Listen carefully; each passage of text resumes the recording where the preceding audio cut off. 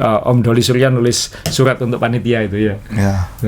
Pesan terakhirnya adalah tolong lain kali yang ngecek rute jangan John Bumiharjo katanya.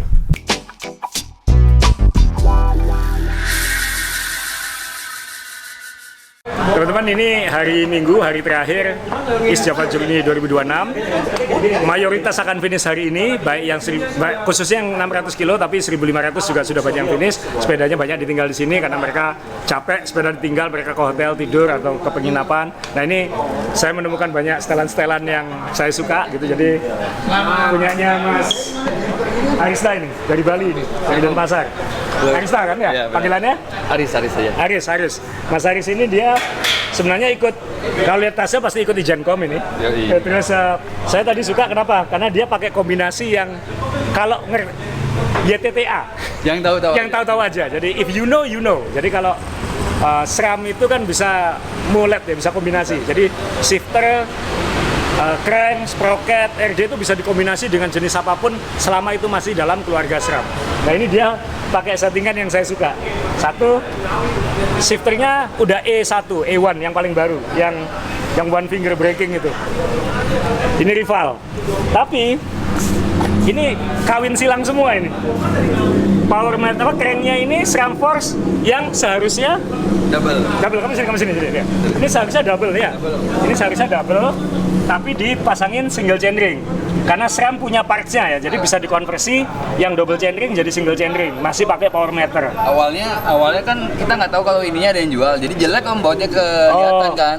Jadi ternyata dia itu ada cap bolt pasangannya ini. Jadi supaya rapi. Ya, langsung rapi itu. Jadi SRAM itu menyediakan part supaya mau dikombinasi gimana aja jalan. Ini pakai depan 42, jadi 42 single chainring. Belakangnya pakai Rival Explore. Ini nih, Rival Explore. Rival, tulisan Explore-nya di belakang sini. Ini sebenarnya untuk gravel. Jadi dia sprocketnya pakai SRAM Force ini yang 1044. Ini nih, gearnya ini pakai 1044. Masih 12 speed. Jadi 1044, depannya ini 42, dikombinasi pakai Rival A1 yang baru depan. Jadi kalau buat teman-teman, nggak usah beli satu grup set, dicicil aja. Kalau sudah punya SRAM yang lama, nggak usah upgrade semua, ganti aja, shifternya aja cukup, kayak gitu. Itu buletnya dapat. Thank you. Aku mau pasang kayak gini soalnya sepeda aku berikutnya.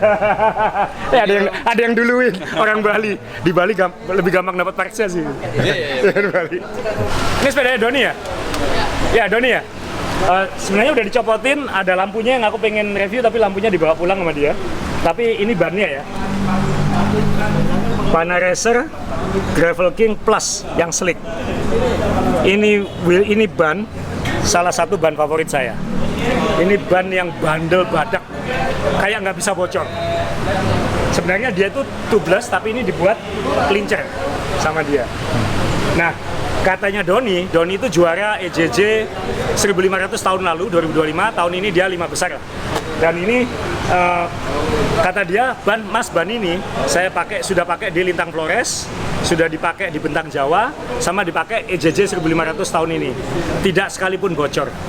Memang konsekuensinya dia sedikit lebih berat karena dia yang ada plusnya ini. Ada plusnya ini tandanya dia yang lebih tebal.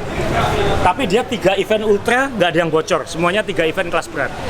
Jadi ya kalau memang ngejar safety atau apa, ini choice yang baik. Tidak harus yang plus, yang biasa juga ada. Cuman kayaknya sekarang sudah susah karena Pana Racer kayaknya sudah discontinue yang 32 mili. Ini 32 mili.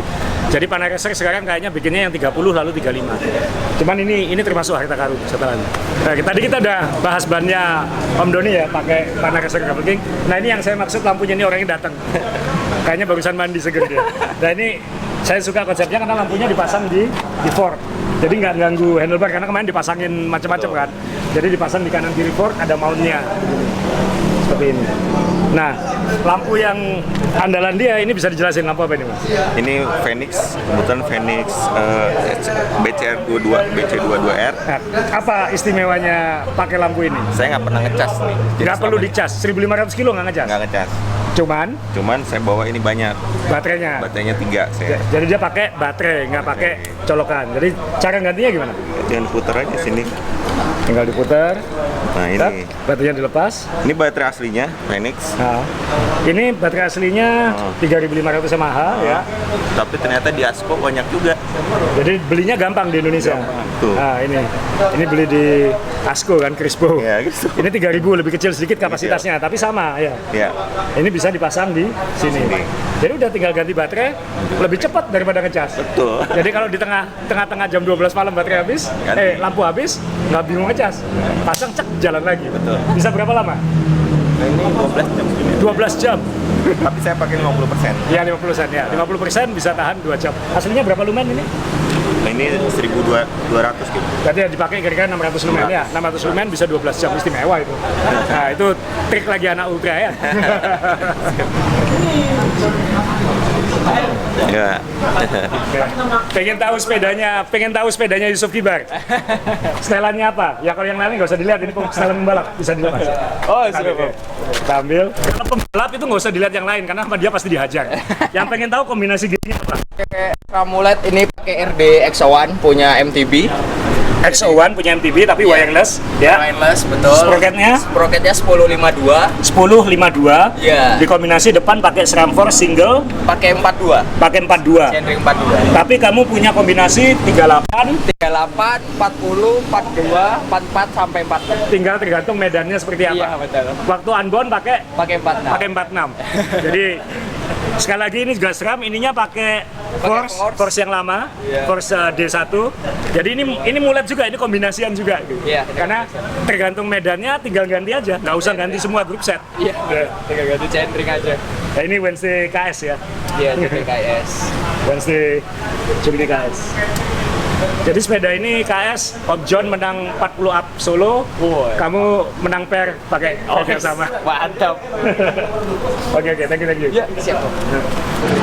Om Cecep ini usia 66 tahun. Aman, finish 600 kilo udah berjam-jam di sini nongkrong. Sepedanya selalu rim brake dan alloy, itu udah orang klasik berarti. Orang klasik berarti. Ya, makasih Om ya, jangan kapok ya Om ya. Jangan kapok.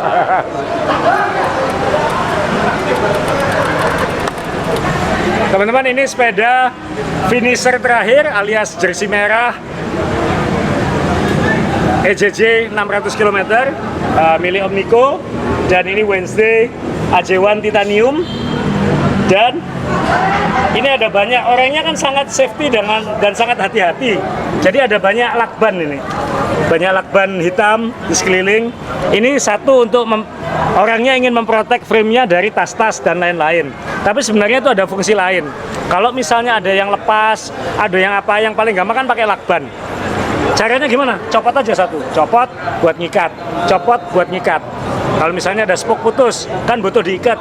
Itu juga diambil aja satu lakbannya, lalu diikat. Ini trik dari balapan unbound, dari balapan ultra di luar negeri. Jadi lingkari aja frame-mu dengan lakban, dengan duct tape. Karena itu nanti bisa dicopot untuk ngikat hal-hal yang butuh kita ikat. Jadi ya ini settingannya Papi Niko. Jadi kalau ditanya, ini selain memproteksi frame-nya dari tas-tas, tapi juga ada fungsinya kalau dibutuhkan. Dan karena Papi Niko itu orangnya sangat safety, lihatin. Beli stiker-stiker reflektor ditempel di wheelset, di fork, di wheelset belakang. Jadi kalau rodanya muter, cahayanya refleksi, jadi dia lebih kelihatan kalau malam hari. Memang orang yang sangat safety. Saking safe-nya finish terakhir.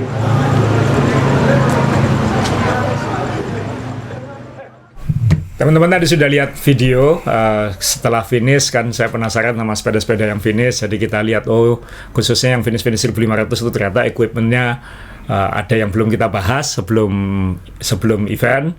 Dan moga-moga tadi juga bisa jadi pelajaran buat teman-teman, buat saya juga.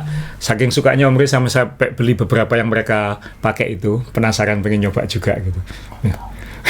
Saya langsung ngeklik ban, klik lampu. Dirimu. Iya, jadi kadang kan ini layak dicoba ini kan, kayak gitu kadang-kadang. Kita kan suka eksperimental ya. Iya. Terus dari situ juga kita, dari event ini kan kebetulan ini ada 41 yang ikut 1.500, kemudian ada yang mendaftar itu 159, tapi yang ngambil start hampir 140 yang ngambil start 600 km, dan itu kan sangat ramai dan banyak variasi ceritanya segala macam. Nah, ini saya ingin merangkum beberapa hal, belajar dari pengalaman teman-teman itu yang mungkin bisa jadi pelajaran buat kita semua, baik untuk bersepeda sehari-hari atau khususnya kalau ikut event ultra lagi kayak gitu. Kalau termasuk evaluasi buat panitia juga, kita akan belajar dari pengalaman tahun ini dengan peserta segitu banyak. Kita akan bikin regulasi yang ketat lagi untuk tahun depan, untuk EJJ tahun depan, karena ini menyangkut alasan ya safety lah yang utama kayak gitu. Nah ini itu dulu. Nah ini ada beberapa yang kita siapin, ini catatan saya coba rangkum, saya sudah share sama Omre. Yang pertama yang bakal banyak kita bahas ini pasti soal ban dan wheelset, karena itu kayaknya paling sederhana. Ban, kita ngomong ban dulu ya Omre ya. Iya. Ban itu kan kalau bocor nggak apa-apa, kan ada yang bocor 4 kali, ada yang bocor 5 kali, ada yang nggak bocor sama sekali, ada yang 3 event 1.500 nggak ada bocor sama sekali, tapi ada yang begitu bocor DNF. Ya kan kayak gitu. Nah ini saya mau ngomongin cerita waktu saya berhenti di kilometer 107 tempat saya DNF itu, kan saya masih ditemani banyak teman-teman lah, kan masih awal itu kan, termasuk masih berkumpul dengan peserta-peserta lain. Nah kita istirahat di minimarket, lalu ketika mau jalan itu tiba-tiba ada peserta cewek nuntun sepedanya, bannya bocor. Ini fotonya yang kita tampilin ini. Jadi ini Jojo, mungkin teman-teman sudah kenal yang ikut ultra cycling. Jojo ini sudah pernah EJJ 600 tahun lalu, Bentang Jawa juga sudah lulus, dan dia bannya bocor, dan katanya itu udah bocor kedua. Bocor pertamanya ketika di Pacet, dan itu dibantu sama Om Royke Lumawa, mantan Kakor Lantas, mantan Kapolda Sulut ya. Itu sudah ngasih ban dalam, udah bantuin, bocor lagi. Pas ketemu kita tuh bocor lagi nuntun. Akhirnya kan kita coba bantu, kalau di 600 kan biasa saling bantu. Habis itu Omre juga datang. Omre juga datang mencoba bantu juga. Nah, ini kasusnya unik karena ini bisa jadi pelajaran buat semua, karena saya bilang ke Jojo waktu itu, Jo, ini kombinasimu ini kombinasi yang saya hindari kalau ikut ultra cycling. Satu, ban tubeless, disetel tubeless. Dua, wheelsetnya hookless. Nah, buat teman-teman yang nggak paham, yang paham mungkin paham, yang belum paham, ban tubeless road itu kan memang belakangan agak makin populer kayak gitu ya. Sebenarnya sudah mulai decline juga, tapi sempat sangat populer saat pandemi, yaitu ban road tapi dibuat tubeless, nggak pakai ban dalam. Tidak pakai ban dalam. Dan itu bannya khusus, dindingnya lebih keras, kemudian dimasuki cairan. Harapannya kalau bocor cairan itu menutup lubangnya. Tapi beberapa kejadian itu tidak terjadi. Saya pribadi juga menghindari tubeless road karena saya pernah bocor nggak nutup, karena high pressure kan road. Beda dengan MTB ya, gravel bike seperti di belakang saya ini. Di belakang saya ini kan sepeda gravel, saya setting ban 45. Ini tubeless. Kalau ban MTB atau gravel yang besar itu kan dia low pressure, high volume. Jadi volume udaranya banyak tapi pressure-nya rendah. Jadi pompanya cuma 35, 30 kayak gitu. Nah, kalau road itu kan low volume, high pressure kan 80 bisa lebih kayak gitu. Pressure tekanannya itu. Nah, ketika dia low volume high pressure, ketika bocor kan anginnya kan kenceng banget gitu. Jadi kadang tidak memberi waktu untuk sealant-nya nutup kadang-kadang. Tapi mayoritas mungkin nutup kayak gitu. Saya pengalaman nggak nutup, jadi dan habis itu repot karena harus bersihin cairannya lah, harus masang ban dalam lagi, masangnya lebih sulit karena bannya lebih keras dindingnya. Akhirnya saya memutuskan dulu itu sama Om John Bumiharjo itu, kita kalau ikut-ikut nggak akan pakai tubeless. Kenapa? Kalaupun bocor itu kita tahu 10-15 menit selesai. Kalau pakai clincher biasa, ban dalam biasa. Tapi kalau pakai tubeless ada apa-apa, ini bisa masalah. Ya ini yang dialami Jojo. Ini foto yang kita tampilin nih. Jadi yang membantu itu banyak teman-teman. Ada di grup kita ada Serma, sekarang Pelda jabatannya. Serma, terus Om Wilko, William, terus Om Roy juga sempat coba bantuin. Terus habis itu setelah mereka kapok dan berangkat, ada lagi datang yang nyoba bantuin. Oh, itu saya nggak lihat. Sudah nggak ada. Terus akhirnya dievakuasi balik karena memang sudah nggak bisa diselamatkan. Nah kalau pengalaman kamu kan pakai tubeless. Jadi waktu Om Roy datang, saya langsung ini pakarnya. Saya bilang kayak gitu. Karena dia selalu pakai tubeless. Ayo apa ngomongnya? Nah kamu menjelaskannya gimana? Ini tolong garis bawahi bedanya saya dan peserta lain dalam konteks ini Jojo ini ya. Kalau saya kalau gini itu misalnya saya bocor gitu das dana bocor gitu.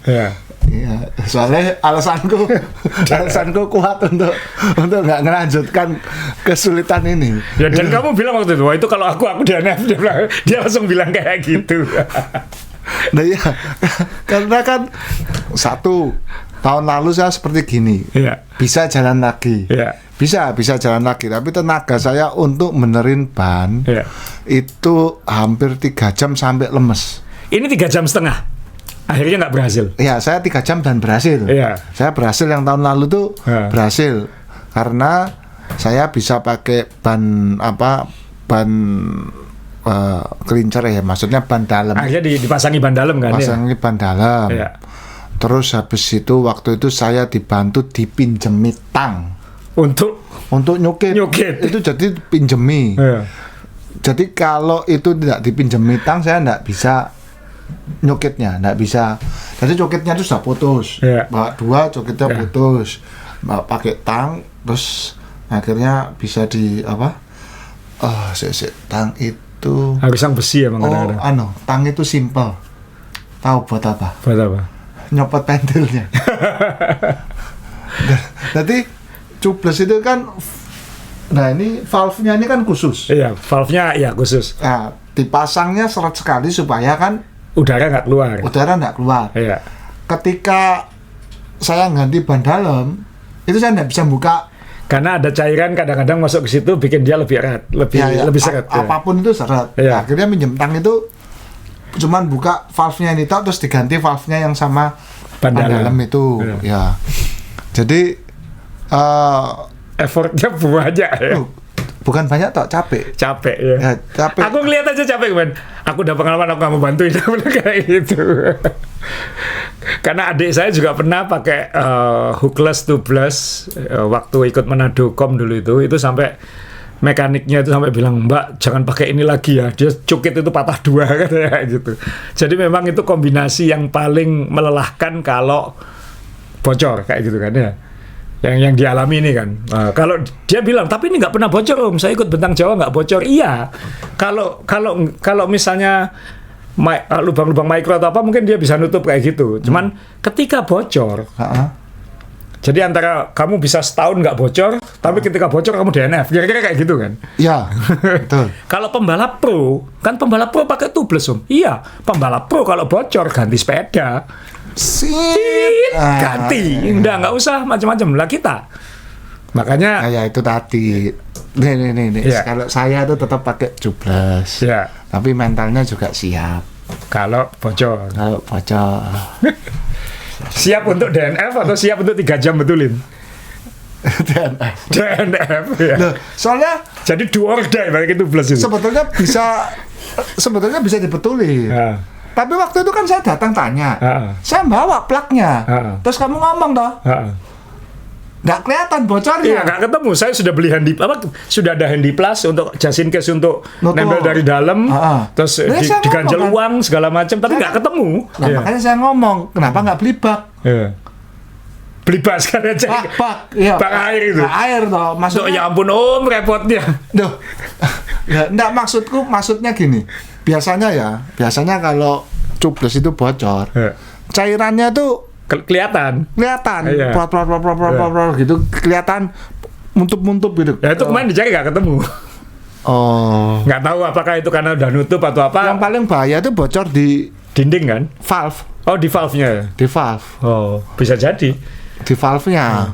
Tapi intinya teman-teman adalah karena Jojo ini pakai ban hookless dan ban wheelset hookless dan ban tubeless, akhirnya ya dia dengan berat hati harus DNF akhirnya, karena yang bantuin sudah capek semua dan harus melanjutkan perjalanan. Betulnya ya bukan nggak bisa memang. Nggak bisa ya. Alatnya mungkin waktu itu juga kurang kurang mumpuni.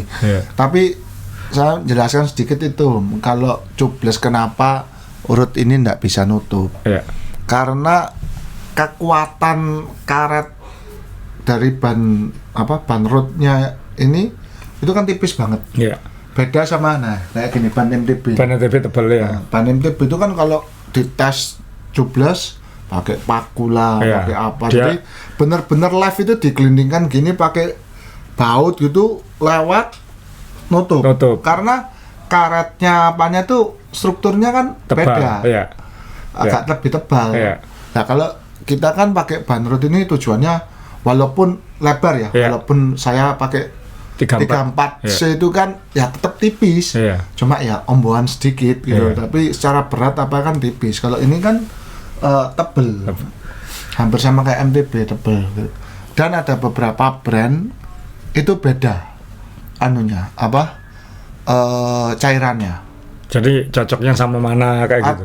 Kalau nggak salah ya itu Silka itu ada yang untuk road, ada yang untuk jenis cairannya beda. Jenis cairannya kan repot juga kan? Ya repot. Dan cairan yang menurut saya enak, yang sering berhasil itu sulit didapatkan. Dan ini terus terang ini sulit belinya karena cairan. Jadi maksudnya kalau diimport itu nggak bisa pakai udara, nggak bisa pakai. Kayak gitu. Dan chemical kan ya. Jadi kan misalnya ini cairan ya, kita pakai gini seneng ya. Nanti kalau ditambah lagi dia wayai habis, gitu. Waktunya habis gitu ya. Kan susah. Maksudnya beli cepet-cepetan cuman untuk nambahi topping ya. Nambahi ini topping ya bahasanya. Itu. Dan masalahnya Jojo juga waktu itu kayaknya sudah lama juga. Jadi cairannya tuh sudah kering banget. Dan sudah kayak jadi kotoran di wheelsetnya itu. Oh, kalau itu jadi kayaknya bikin susah nempel bannya juga. Saya baca-baca kan setelah itu kan saya pelajari kenapa kok bisa kayak gitu ya. Ternyata kan itu harus dibersihin total kan. Harus bersih lah ini ya kayak gitu. Kalau masang tubeless baru di bengkel yang proper iya. Tapi kapan hari saya gitu ya selamat. Tak pasang ban dalam. Tapi ban dalamnya TPU saya meledos. Dua kali saya. Kena joget-joget itu kan. Iya, 2 kali. Ini 3 ban Om. 2 ban butil, 1 TPU. Saya 2 ban. sampai habis 3 ban nggak selesai, ya udahlah DNF. Nah, ban dalam yang kuat itu yang bot itu, yang erat itu. Loh, saya jujur ya teman-teman, kalau saya milih ban dalam, nanti kita bahas soal ban dalam ya setelah ini. Nanti kita bahas ban dalam ya. Tapi untuk urusan ini adalah teman-teman kalau memang mau pakai tubeless, monggo kayak gitu. Cuman itu kan hak sampean kayak gitu, hak Anda. Cuman harus paham risikonya. Memang Jojo bilang, aku nggak pernah bocor, ya hukum probabilitas kan. Saya juga Bentang Jawa bocor sih 2 kali. EJJ bocor 2 kali. Tapi kan itu probabilitas gitu kan, bisa bocor bisa enggak kayak gitu. Kayak Ivo pakai kelincer biasa ya enggak bocor kayak gitu. Jadi kan hukum probabilitas. Tapi begitu bocor ya repotnya kayak begini nih. Apalagi dia kan pakai tas Telvin, jadi bongkarnya banyak sepedanya itu. Apa raknya harus dicopot. Terus efeknya untuk balik ini. Efeknya untuk balik untuk ganti ban itu, waduh. Kamu kayak ngerakit sepeda ini, aku bilang kayak gitu kan. Dia pakai rak Telvin itu yang itu harus nancep di TA. Jadi dia untuk membuka peleknya itu dia harus nyopot, buka raknya itu harus dicopot. Ini raknya ada di belakang. Jadi Jojo terima kasih ya, kita jadikan sampel ya. Jadi waktu saya datang tuh proses itu sudah jadi ya. Nah ini akhirnya cuman Jojo dia nyari pelek lagi yang bukan hookless ya. Kamu mau tubeless lagi nggak apa-apa, tapi hookless saja. Yang biasa. Kalau memang kamu diniati pakai ban dalam, mungkin hookless nggak apa-apa karena kan nggak ada kotoran di dalamnya yang untuk dibersihkan kayak gitu. Jadi biasanya ban dalam nggak ada yang nggak, maksudnya kan bisa di ban dalam, tapi ban luarnya harus ban tubeless. Nah, jadi kalau Anda silakan Google sendiri lah hookless tubeless kayak gitu. Tapi ini pelajaran buat, karena Jojo pertama, dan Jojo ini pakai ban race. Dia pakai Pirelli race. Jojo ini ban racing, aku bilang kayak gitu. Itu nggak cukup tebal untuk apa namanya endurance kayak gini. Saya bilang tapi kemarin event ya kemarin nggak apa-apa, sekarang sudah capek bannya ini sudah waktunya. Waktu kita lihat sudah mulai kotak, jadi memang sudah waktunya ganti ban kayak gitu. Karena ban racing kan nggak seawet ban endurance kan. Ya. Komponnya yang luarnya yang kuat biasa. Ya nggak kuat. Jadi ya itu pelajaran. Jadi ya moga-moga ini berguna buat teman-teman semua. Terus lanjut ke soal ban dalam tadi. Saya lihat memang ada beberapa teman-teman yang memang ban dalam TPU itu enteng, sangat enteng. Tapi saya mayoritas pakai ban TPU untuk latihan harian, nanjak segala macam kayak gitu. Cuman kalau untuk ikut Bentang Jawa, East Java Journey, atau kemarin Malang Century yang sifatnya event atau endurance, saya biasanya mengawali pakai ban dalam biasa, ban dalam karet. Malah saya nggak pernah mau pakai yang super light itu. Saya pakai yang biasa yang kamu bilang ada yang tebel, yang abot itu. Itu kadang-kadang karena lebih secure kayak gitu. Dan yang dilipat segini tuh. Ya nggak harus yang kayak gitu juga. Tapi intinya soalnya bukan. Kalau TPU itu cuman kecil ya. Karena kan kalau kita multi days kayak Bentang Jawa, kayak JJ itu kan kalau kita pakai TPU tiap hari harus mompa. Kalau jangankan TPU, pakai latex saja tiap hari harus mompa. Karena dia kan rembes itu kan, jadi tiap hari berkurang tekanannya itu. Kita harus pompa lagi.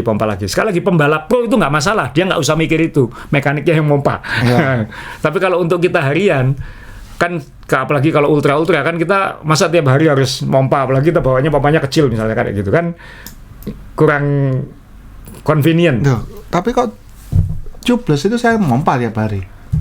Aku waktu pakai ban butil Bentang Jawa aku 3 hari nggak pompa ya di checkpoint lagi. Saya cuma cerita kalau tubeless itu juga harus pompa karena udara keluar dari pori-pori ban itu kansnya gede karena kan dia cuman ban itu aja. Iya, kadang lewat sela-selanya. Nggak ada ban dalam, nggak ada apa ya, cuman ban itu aja. Nah itu saya sih rekomendasi ini pilihan ya, rekomendasi pakai ban butil untuk ban biasa lah untuk start event-event ultra. Nanti cadangannya TPU nggak apa-apa kan, TPU enteng dibawa. Saya kemarin Bentang Jawa bawa 2 ban dalam butil sama 3 TPU. Kepake 2 butilnya. TPU-nya? TPU, jadi belum bocor lagi. Kalau bocor lagi TPU-nya kepake kayak gitu. Oh tapi kan nggak nyoba. Belum kepake. Yang saya kan kalau bocor yang saya pakai, yang saya pasangi yang butil dulu kan lebih enteng nanti jadinya. Buang berat kan itu. Ya. Jadi ya itu soal ban. Jadi ini pelajaran juga. Terima kasih Jojo, mohon maaf juga kalau misalnya kamu jadi cerita. Toh kamu besoknya akhirnya goes ke Bromo kan, karena dia belum pernah ikut Bromocom, jadi dia akhirnya ke Wonogiri saat yang lain mengejar finish. Jadi itu soal ban, teman-teman. Yang berikutnya ini saya akan ngambil sampel dari Mami Rina, Malang, Cerina. Jadi karena dia nggak pengalaman 1.500 pertama kali. Oke. Yang dia lakukan, dan ini mohon maaf ini di grup kita teman-teman sama-sama itu ketawa nama dia kayak jualan bakpo. Bawaannya banyak. Jadi harus belajar meminimalisir bawaan, efisien loh. Ini kalau dilihat tailfinnya sampai penuh sampai ke atas loh. Sorry ya Mami Rina, kamu jadi contoh. Itu sudah maksimum ya. Hampir maksimum volume ya. Volume iya. Dan ini tailfin yang gede loh. Iya, yang 20 liter. Ini 20 liter. Oh. Sama Ivo jadi cuma sepertiganya ini, tapi Mami Rina bawa segini ya karena dia kan cuma pakai top kecil di depan. Cuman kita waktu itu sampai rame di Wednesday Cafe, kita ayo Mami keluarin lagi semua, ini harus diaudit ini apa yang bisa ditinggal kayak gitu. Makanan nggak usah kayak gitu dikurangi. Akhirnya dikurangi nggak? Saya nggak ingat, soalnya saya nggak ikut proses akhirnya. Saya harus ada urusan sama peserta lain kan. Jadi ini ada Om Victor dari Jogja ikut bantu audit. Habis itu ada yang kami, ada Om John Bumiharjo, ada William, termasuk kamu kan, ada juga di situ. Aku tuh encourage untuk tetap di bawah semua. Iya. Jadi ini benar-benar, ayo apa yang dikurangi? Dia nanya gitu, apa yang dikurangi? Dia bilang kayak gitu. Yang saya kaget dia itu cerita sendiri. Iya. Saya kalau pakai sabun cair, saya merasa tidak bersih. Iya. Saya itu bingung dari sebelahnya. Habis saya ngomong bawa semua itu. Iya. Terus saya dengar, terus yang waktu saya mau keluar tanya sudah ada. Terus kamu mbak sabun apa? Sabun batang. Terus mana? Ya 1 batang itu dibawa. Wih, aku pikir kok Kotak segini. iya. Wih, sabun batang. Gini sabunnya gak bawa nih sabun batang. Terus kamu mungkin sudah minggir toh. Sabunnya dikeluarkan. Bayanganmu sabun batang semana? Segini. Enggak. Itu berapa? Dia tuh satu plastik segini. Sabun batang itu hanya bagian dari isi plastik itu. Iya. Terus aku gitu, waduh. Ini ya apa yang mau dikurangi gitu? Ya sudah bawa aja. Bawa aja. Ya mungkin jari yang ini sabunnya lain, nanti yang sebelah sini sabunnya lain. Nah, daripada dia gatelan, ya bawa aja dong. Bawa aja. Ya, silakan, itu kan pilihan. Cuman saya bilang, "Cuy, kamu tuh mau di JLS Bukalapak kayak gitu jualan bakpo." Tahu tisunya? Belum. Oh. Aduh, tisu. Aku sih nggak bawa. Aku biasanya bawa yang saset-sasetan yang kecil-kecil itu. Tisu kecil itu, Paseo itu sekarang mengeluarkan yang segini tisu basah, kecil banget segini. Baru keluar. Isi 5 atau apa? 10, 8. Oh, banyak. Kecil banget. Kayak yang Paseo yang kotak-kotak itu, kecil yang dulu gambarnya bebek itu ya. Dulu, sekarang lupa gambarnya apa. Segini ya. Dia mbak yang segini. Dia mbak yang segini. Bawa yang apa, travel pack gitu. Yang segini. Kan ada lagi yang travelnya baby itu kan lebih kecil. Iya. Nah, ini yang gede. Iya. Padahal warung Madura di mana-mana ya. Itu belum. Itu yang basah. Ya basah. Ada yang kering. Aku saya gini. Ini sunit tok. Itu kayak bajuku. Segini loh. Ya, padahal aku sudah terasa. Aku ngerti kamu ini kalau diangkat gitu kita kuat ya. Maksudnya ini ringan kayak tadi mana foto satu meja itu. Iya, satu meja itu. Nah, itu mungkin kalau kita rangkum, kita kreseki mungkin kita bawa gini tuh ringan. Tapi ini tisunya. Nah, ya itu. Ini tisunya. Ini tisunya. Nah, terus habis itu saya pikir gini, ini kalau dimasuk tas, dia pernah nyoba ngangkat gak ya? Tas ini modelnya di sepeda loh ya. Makanya aku ngomong, ya sudah bawa aja. Ya, aku ya bingung. Sebenarnya bajunya bener gak banyak. Bajunya sama atau kamu sama? Iya, jaketnya sama kayak gitu sama. Cuman perintilannya bau, banyaknya ada sandal. Nah itu stop kontaknya kayak mau buka mesin fotokopi itu. Mana itu. Dua kan? Oh iya, ini ya. Aku nggak tahu habis itu yang audit siapa, karena saya keluar waktu itu. Jadi ya moga-moga waktu itu berkurang. Tapi memang itu kan ya ini pengalaman ya teman-teman ya. Mama Rina makasih jadi contoh buat teman-teman. Jadi memang pengalaman. Nanti saya yakin Mama Rina kalau ikut lagi habis ini pasti akan belajar untuk lebih efisien. Nggak gitu Mama Rina? Iya toh. Ini nah ini mestinya per. Ya per. Nah kalau atau gini kan pernya sama Doni kan kuat. Doni Malang ya. Doni kan kuat. Mbok ya Doni yang bawakan aja. Semua. Nah itu. Saya lihat sepedanya Doni minimalis soalnya. Geret kereta. Ayo Don, kamu yang bawa barangnya next time. Geret kereta boleh. Kalau mau sebenarnya kan ya nggak apa-apa aja. Wong itu bukan e-bike kan yang penting kan ya. Yang penting. Ya. Jadi beli kereta bayi yang apa? Yang ada kargo kan yang di Oh iya Mami, kamu lain kali pakai cargo bike aja ya. Yang itu loh, ini lebih enak. Saya pernah pakai kok. Oh yang gerobak belakang itu. Betul ya. Aku punya dulu buat anak-anakku waktu masih bayi. Ya bisa ada yang diisi barang, ada yang diisi anak. Ya. Ini yang diisi barang. Ya, diisi barang. Kamu dulu beli itu untuk apa? Pengen aja. Dia itu dulu ya punya recumbent, punya macam-macam. Itu dulu Burli, sekarang nggak mesti Burli. Nggak mesti beli. Ya, Burli. Oh, Burli mereknya ya. Burli. Ya. Jadi ini Mbak Rina, terima kasih sudah. Saya yakin dia belajar untuk dirinya sendiri juga sih kayak gitu. Tapi ya. Gak apa-apa, ini kan teman orangnya nggak baperan kok, asik kok. Nanti paling dikirimi kastengel aku. Gitu ya. Nah, ini lebih suka kirim ini juga. Kirim ini juga. Wah jajannya banyak om ini. Ratu cemilan Asia ini.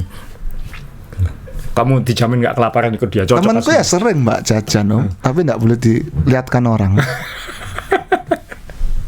Mami kamu kayaknya per sama Johnny kayak lebih cocok. Jangan.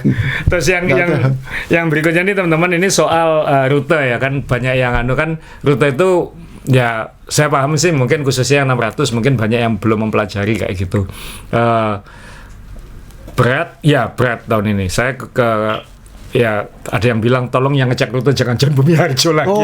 Itu mau dibahas dah. Kira-kira jadi anjir. Nggak apa-apa itu bahas, ini ngomongin soal rute sekarang kayak gitu. Oh iya. Saya masang fotonya yang bahagia, tapi yang kita foto di Candi Tikus gitu. Karena kan kita tahu foto di mana mau berhenti di mana kayak gitu ya. Nah, ini nggak ada orang itu di sini. Nggak ada. Dia kan ikut 1.500. Oh, yang 1.500. Ya, ini 600 toh. Ya. Ini kan aku ikut 600. Ini kan yang nulis surat itu 1.500. 600 kayaknya. 600 ya. Itu Om itu yang dulu punya gang itu loh. Yang punya? Gang. Oh. Iya, yang punya gang itu. Jadi terus? Hah? Oh, namanya Doli tuh. Doli Surya. Namamu siapa? Doli Surya Om, tapi panggil saya Surya aja. Misalnya kalau dipanggil Doli di Surabaya enggak enak kan kayak gitu. Dia ngomongnya waktu itu kayak gitu.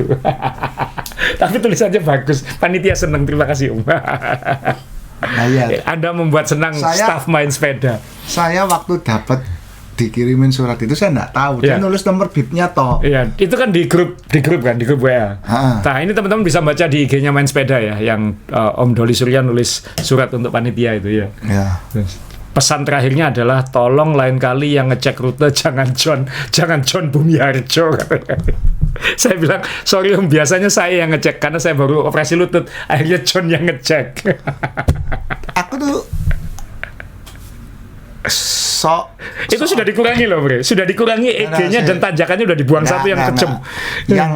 Yang dikurangi itu enggak kerasa Om, cuman 100. Terus kan iklannya berapa minggu lalu 1.000, terus senang dadak nomor 100. Aduh. Cuman gini, aku tuh ngomong sama John waktu ketemu, kamu tuh benar, kamu membuat kita tersiksa itu lebih panjang. Aku ngomong, loh kok iso? Dia ngomong, iya, kalau waktu itu katanya cut off time-nya kata John loh ya, itu jam 9 malam. Terus ada Wonosalamnya, itu malah bagus. Loh kok iso? Iya, aku langsung over, gak sepedaan mana, selesai uripku. Aku ngomong gara-gara kamu dibenerkan, jadi aku harus ngikut terus karena sudah lolos duluan loh. Sudah lolos dulu, ngikut terus sampai terus dia tuh ngomong, kamu tahu itu Blitar sampai Trenggalek neraka katanya dia. Loh, tapi itu memang dijaga, itu memang Queen Stage-nya. Nah ya makanya, jadi kita tuh kan, aduh, sampai mana? Saya sampai Tugu itu sudah semua berat, dingin dan pusing itu jadi satu di situ gitu loh. Nah rute ini menurut saya ya bukan abad ping gitu. Enggak, cuacanya memang lagi jelek banget, maksudnya kamu kena hujan lebat terus kan ya? Iya. Nah, kalau itu amal jariah Om, maksudnya istriku loh cuman kena di Bondowoso, habis itu nggak kena hujan. Yang kena hujan berarti kayak kemarin di sini waktu finish Rudi Cepu datang, duar hujan lebat, dia pergi nggak hujan lagi. Jadi tergantung siapa yang mau digoda kan kayak gitu sama alam. Ya, jadi mungkin kamu waktu itu kena Omre di sini kasih hujan badai, dikasih lembab, panas kayak gitu terus. Iya sih. Iya sih. Iya karena tiap orang akan beda-beda cuacanya.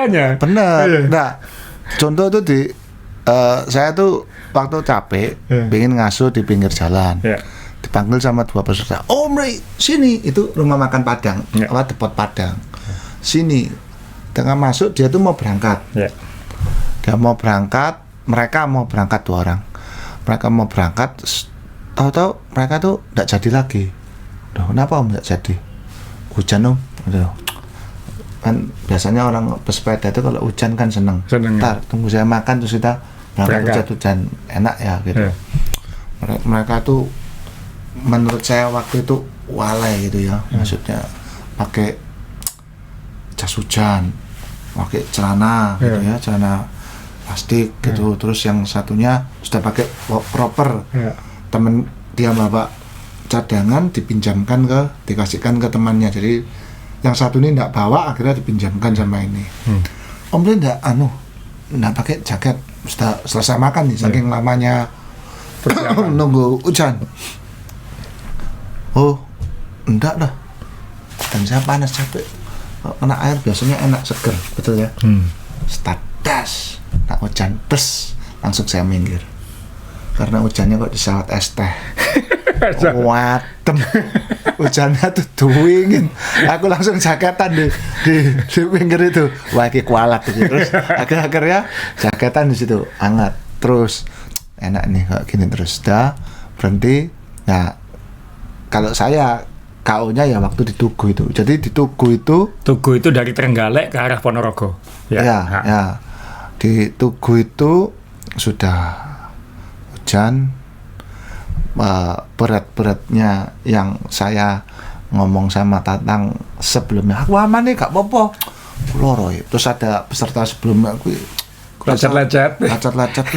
Om Ray enggak lacet? Enggak sama sekali. Wah, itu kualat. Jadi Kualat lagi. kualatku dia keluar di bendungan Tugu itu langsung. Jadi capek sudah pasti ya. Capek, keluar lecetnya, pusing, tambah lagi pepet truk. Karena kan kacanya kecil, gelap.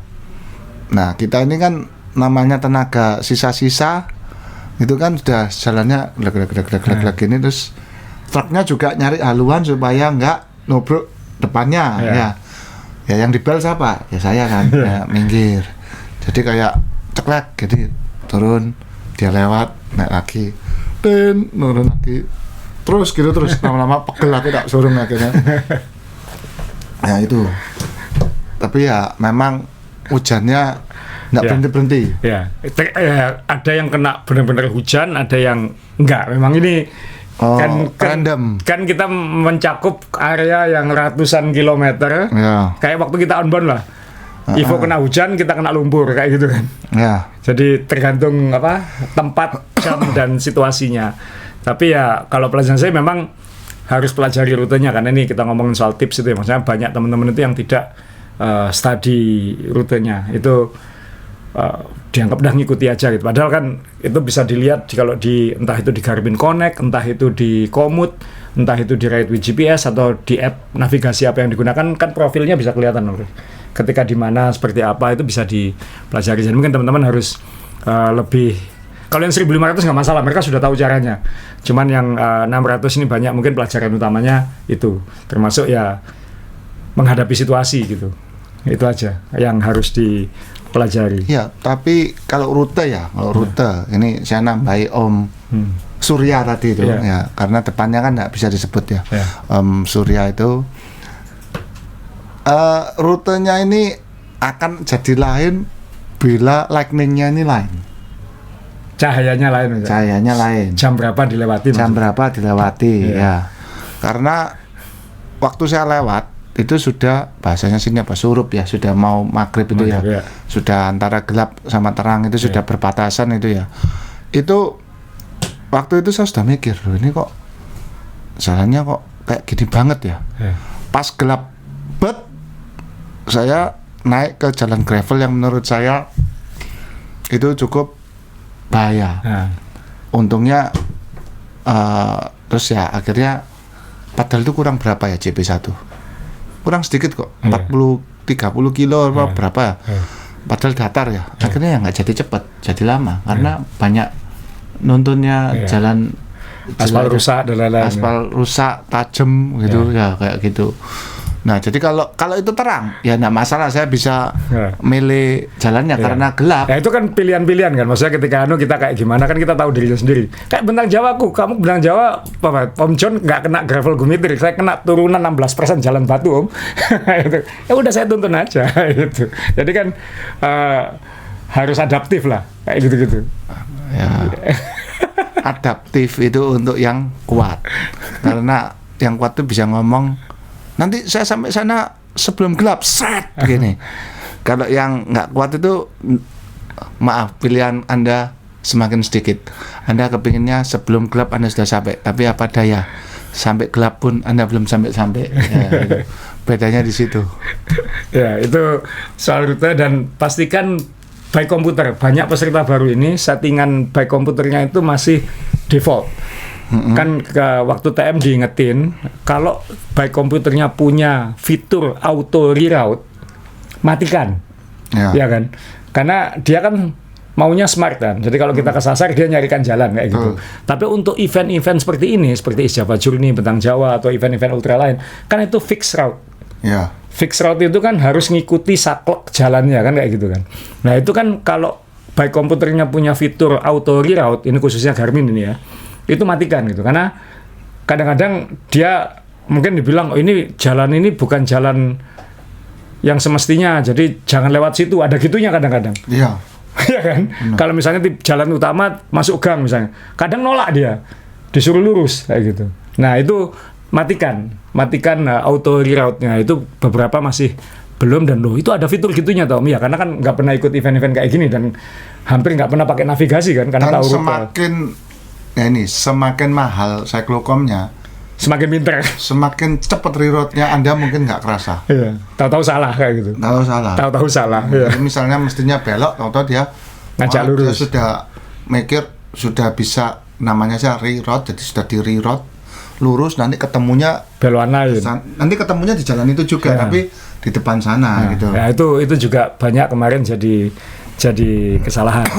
Jadi ya sekali lagi ya ini banyak belajarnya lah untuk teman-teman yang untuk mempelajari rute dan equipment-nya, karena ya hati-hatinya gitu kan, kita nggak di jalan utama terus, kebanyakan malah jalan-jalan alternatif. Nah terus yang poin berikutnya mungkin saya skip aja Om Rey, karena ini kan taktikal, nanti mungkin kita bisa bahas nanti dengan para champion. Kemudian nah ini saya pengen tanya, karena di grup WA saya kan di grup yang 600 itu saya juga bilang juga untuk hati-hati, dalam artian pelajaran dari sini adalah misalnya pastikan kalau mau ikut event ultra yang kilometernya jauh, itu ada 3 hal yang saya selalu cek paling utama. 1, ban baru, apalagi kalau itu 1.500 kayak itu, ban fresh, minimal bannya se-fresh mungkin. Kalau itu nggak baru tapi ini saya tahu ini belum saya pakai terlalu banyak, jangan sampai kayak Jojo tadi kan, yang bannya itu ternyata oh ya ini ban sudah capek kayak gitu, bannya itu udah capek kayak gitu. Jadi ban itu kan ada umurnya kan, itu apalagi ban racing itu kan belum tentu tahan 2000 kilo kan kayak gitu kan. Biasanya ban itu ada itunya loh, ada batas pemakaiannya, kadang-kadang ada lubang kecil itu, kalau itu udah nggak kelihatan tandanya waktunya ganti kayak gitu. Tapi tiap ban beda-beda. Tapi asumsi saya kalau ban itu ban racing itu kan Pirelli Race, Corsa Pro, kemudian Continental GP5000 itu kan ada nggak banyak kilometernya. Kalau ban endurance kayak Hutchinson Challenger itu bisa 8.000 kilo, Gator Skin itu bisa 10.000 kilo kayak gitu lah. Pastinya saya lupa, tapi ada umurnya kayak gitu. Nah itu juga kalau sudah dipakai ultra 3 kali ya sudah waktunya ganti Mbak, kayak gitu kan. Ada waktunya, ban sepeda itu ada umurnya. Itu 1 ban. Yang kedua kampas rem, khususnya kalau disc brake, karena disc brake itu kita nggak tahu habis atau enggak. Karena ketutupan kaliper kita nggak bisa. Kalau rim brake kita bisa ngelihat remnya ini masih tebel atau enggak, karetnya ini masih tebel atau enggak. Disc brake ini boros teman-teman, pengalaman saya. Om John Bumi Harjo ini kemarin 1.500 kilo, dia hanya 4 hari kan, itu remnya fresh waktu start, waktu finish habis sudah. Ya kan dia geber mungkin ya, geber dan dihajar bener sama dia kayak gitu. Rem dia habis, hanya 1.500 kilo, kampas rem baru itu. Ya, jadi kampas rem, jadi pastikan kampas rem fresh, minimal dicek dan yakin kalau itu aman. Kayak Ivo kan saya harus ganti karena dia kan kalau perempuan gandoli remnya kan lebih lama kadang-kadang. Itu yang bikin lebih boros lagi kayak gitu. Jadi pastikan remnya baru. Jadi ban pastikan fresh, rem fresh, sama cek rantai. Rantai ini juga ada umurnya. Iya. Rantai ini umurnya ya kayak ban lah, kayak itu berapa 2.000 kilo atau apa. Kalau yang rantai yang super light itu kadang 1.000 kilo doang kayak gitu. Jadi cek rantai kan ada alatnya untuk ngecek rantai itu kan sudah melar atau belum. Kalau memang belum pokoknya cek, kalau masih aman lanjutkan aja kayak gitu. Jadi ada 3 hal yang saya selalu cek fresh atau enggak. Ban 2 itu saya paham. Kenapa rantainya dia kalau sudah melar, apalagi kalau pakai elektronik, itu bisa skip-skipnya parah terus kemudian bisa putus kan. rantai. Jadi, kalau sudah putus, wassalam Om. Oh, maksudnya Anda menghindari nantinya putus itu? Iya, menghindari mekanikal mengeliminasi potensi-potensi. Kalau dia nyeblak itu saya tahu. Maksud saya kan, ya maksudnya enggak. Kalau mekanikal masih bisa disetel-setel kan kadang-kadang. Kalau elektronik kan dia nolak langsung. Kayak dia itu misalnya, Shimano dia nolak rantai merek non Shimano biasanya, lebih kasar biasanya kayak gitu. Nah, maksudmu kan cuma paling kekrek gitu. Tapi itu kan nanti bisa chain reaction-nya tuh. Apalagi kalau sudah melar-lar ya, itu kan bisa putus gitu. Kadang-kadang banyak yang kok putus ya, sudah habis. Saya bilang ini sudah, kalau dicek itu kan ada ini lubang-lubang rantai, kalau dicek pakai alat itu kan bisa tembus langsung tus gitu. Wah, ini sudah waktunya ganti Om. Sudah lower. Sudah lower ya kayak. Jadi yang biasanya mau masuk aja sulit, ya. Ini langsung blung. Alat ya. Ini rantai. Itu 3. Rantai dimasuki alat untuk ngecek sudah lower apa enggaknya, itu ada alatnya. Ya. Kalau masuknya gampang, itu berarti sudah waktunya ganti. Ya. Waktunya apa? Operasi atau ganti? Ada dioperasi? Enggak. Gue nanya Om Ri biasa. Kamu sih ngomong. Aku ngomong rantai. Enggak. Oke, itu soal 3 hal yang saya cek: ban, rantai, dan kampas rem. Nah, kita akan syuting dengan beberapa peserta, termasuk dengan Per Ivo dan Vian, karena banyak yang nanya saya diajak podcast, itu sudah kita siapkan. Sebelum kita tutup mereka, nanti pelajaran-pelajaran lain akan muncul dari mereka kan, kayak kita dulu belajar dari Zaki itu kan, bye fever lah, apalah itu kan, dari omongan-omongan peserta itu kan banyak pelajaran yang menarik. Nah, khusus saya ingin nutup episode ini karena nanti masih ada pelajaran lain di episode lain yang terkait dengan evaluasi panitia untuk kalau bikin event ini lagi, khususnya yang kilometernya 1.500 dan 600 seperti ini. Kita akan kembali lagi, saya sudah umumkan di grup yang 600 khususnya, dan panitia juga sudah kita tegasi, tahun depan tidak boleh lagi pakai carbon clincher kalau rim brake.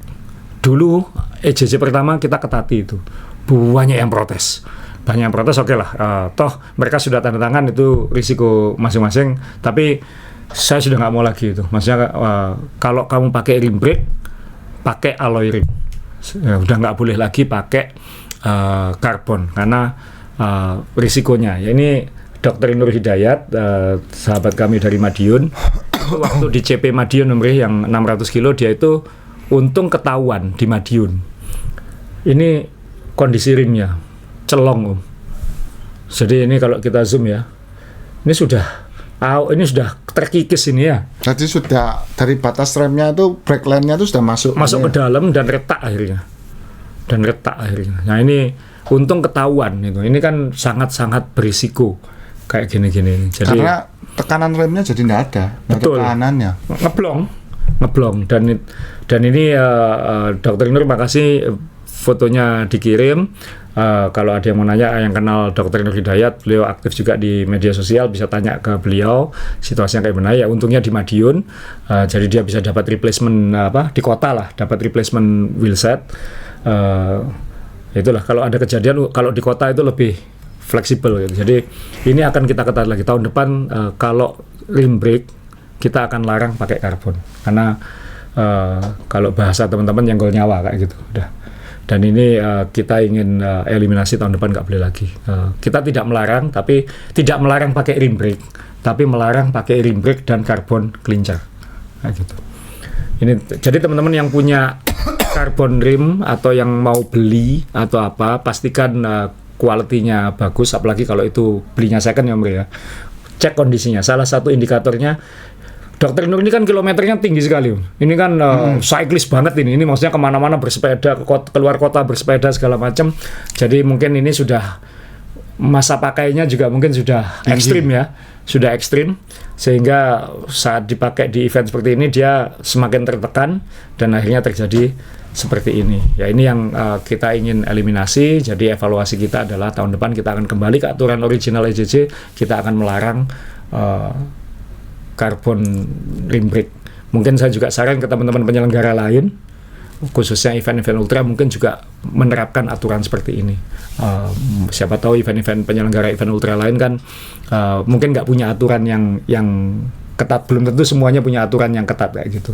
Jadi ini salah satu rekomendasi kami dari Main Sepeda yang pengalaman bikin event-event. Kalau untuk kom segala macam kan turunnya kadang nggak dipakai Om, tapi kalau untuk event ultra kan naik turunnya dipakai. Itu yang saya punya pengalaman sih, turun dari Bromo karbon rim retak pernah, ngerem pakai kaki tuh memilih jatuh di rumput pernah, tapi kan nggak semua orang bisa handling seperti itu. Ya, belum tentu ada rumputnya juga. Nah, itu dia. Itu dia. Kadang-kadang tahu-tahu nggak ada batasnya, itu kan bahaya. Iya. Nah, ini yang kita rekomendasi. Jadi terima kasih Dr. Nur fotonya.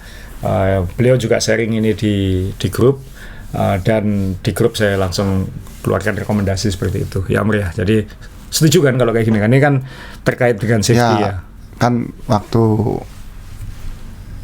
saya pernah tanya itu, emang rim brake itu bahaya Om buat ultra? Menurut saya sih yang enggak ya. Enggak. Om Royke Lumawa itu pakai rim brake, tapi dia pakai alloy. Maksudnya kan ya enggak lah mestinya. Iya. Nah, tapi saya tidak berpikir yang mungkin dimaksud mereka tanya itu ya karbon. Ini yang kita harus jelaskan, bedakan rim brake tapi alloy. Ya. Alloy itu apa? Pinggirannya itu ada aluminium atau besi yang ketika direm karet ketemu besi. Yang kalah karetnya. Kalau karet ketemu karbon, yang kalah resin karbonnya. Iya.